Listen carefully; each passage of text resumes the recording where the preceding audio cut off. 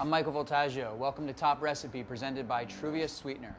This week's winning recipe is Brooke's chicken and quail with crispy chicken skin, carrot barley, mushrooms and kale, and corn sauce. Brooke, all 8 diners today agreed that you served the best dish. Congratulations, you're moving on to the finale. Thank you very much. First thing I'm gonna do is start the braise. I've got right here 3 legs and a thigh. I'm gonna put them into a pot. I've got 1 cup of carrot juice. I'm gonna pour that in over it. 2 cups of chicken stock. 1 little sheet of kombu, a couple sprigs of thyme, a few dried shiitake mushrooms, 4 tablespoons of brown sugar, and 4 cloves of garlic.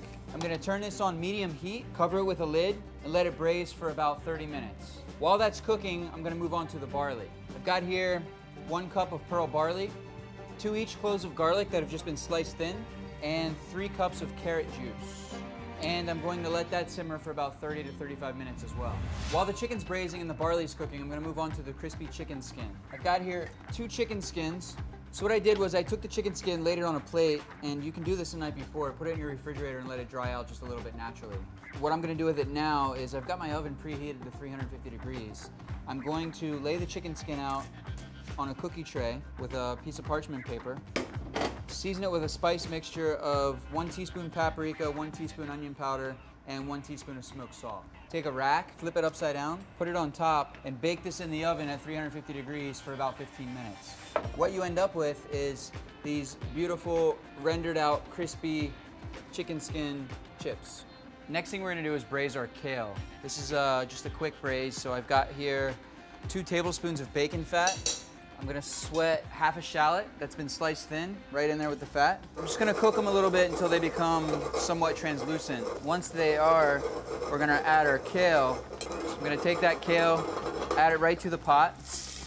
That little bit of extra moisture that's in there from rinsing the kale will help it steam inside the pot. We're also gonna add 1 teaspoon of brown sugar and 1 teaspoon of sherry vinegar. At this point, we can put a lid on it and let it simmer for about 5 or 6 minutes. While that's cooking, I'm gonna get my mushrooms ready. So I've got about a tablespoon of vegetable oil. I'm gonna put that in the pan, and I wanna get the pan nice and hot.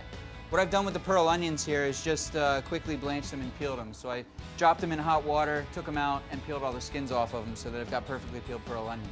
You can't really get this pan hot enough either. You can't get it too hot, because once you throw these mushrooms into the pan, you want to pull the water out of the mushrooms, and you want to get them to roast and caramelize in the pan. So we're going to get this thing nice and hot before we add the mushrooms to the pan. While that pan's heating up, we can start putting together our corn sauce. The way the recipe is written is we've got all this braising liquid left from braising our chicken. So what we're going to do is we're going to strain that liquid off into a container, and whatever liquid is left over, we're going to use to make our corn sauce. So I'm just going to take that braising liquid, pour it through a strainer, save back our chicken for when we're ready to plate. And I'm gonna take this chicken liquid and blend it with 1 ear of corn. So we've got our 1 ear of corn, we've got our braising liquid that we've drained off the chicken, and we're gonna blend this into a sauce.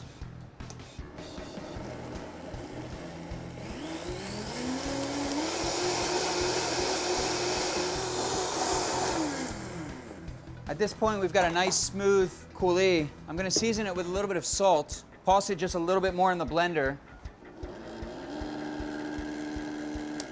and strain it back through the chinois so we've got a nice silky smooth corn sauce. And once we get that strained out, pour our sauce back into the pot and keep it warm on the stove until we're ready to plate. And at this point, we've got our mushroom pan nice and hot. Pull it away from the heat, add the mushrooms, and start roasting them. And again, you really can't get this pan hot enough. Mushrooms are full of water, so you want to get that water coming out so that the caramelization will start happening on the outside of the mushrooms. If you need to add a little more fat to help brown the mushrooms, that's okay. Go back, add a couple more tablespoons of vegetable oil. At this point, we can add our pearl onions. Let everything roast in the pan. Check our kale. You can see our kale is nice and braised. What we're gonna do is marry our kale with our barley. So I've got our barley mixture here, cooked and ready to go. We're gonna add the kale right to the barley. Mix these two together. Got like this nice, homey, wholesome vegetable side to go with really anything. Season this with a little bit of salt, keep that hot. Go back to our mushrooms. The last thing we have to do is cook our quail. So I'm gonna set these off to the back and just let them continue to roast a little bit. Get my pan hot so that we can roast our quail. We're gonna add a tablespoon of duck fat to a pan, Get it nice and hot. We've got our pieces of quail. Quail's a bird that you can actually eat medium or medium rare. It's not one of those birds that you want to cook until it's well done. So we're just going to quickly grill this in the pan. What we did earlier was just marinate it with a few cloves of garlic, some thyme, a little bit of oil. Left it in the refrigerator for a couple hours just to add some flavor to it. You can take those herbs and garlic and throw it right in the pan with the quail while you're cooking it, because we're going to baste it with some butter. So I've got 2 tablespoons of butter here. Put that into the pan. Let that brown. Flip our quail over and just baste it a little bit with butter. Now what Brooke did in the recipe was grill the quail. What we're doing is just pan frying it, basting it with some butter and some herbs. Honestly, because I don't have a grill right here. If you have a grill at home, it's okay too. Go outside, take that marinated quail, throw it right on the grill, and grill it for about 3 minutes on each side. Last thing we're gonna do is deglaze our mushrooms with a little bit of sherry vinegar. So I've got here 2 tablespoons of sherry vinegar. Season this with a little salt, and then what I like to do is just add about a tablespoon of butter to it, just to bring it all together. And at this point, we're ready to plate. So to plate this, the first thing I'm gonna do is put some of that barley mixture, the barley and the kale, down on the plate. It's got that carrot juice, the barley, the kale, smell the bacon fat in there. Put a little bit of that on the plate. We've got here our braised chicken. Take a piece of that out. Grab our quail. Grab some of those roasted mushrooms and onions. Spoon some of that around there as well. Then there's a recipe in there as well for pickled turnips. I went ahead and did that for you already, but we've got some pickled baby turnips in here. They're just sliced thin. We heated all the pickling liquid, poured it over the turnips while it was hot, threw it in the refrigerator until it came back down to temperature.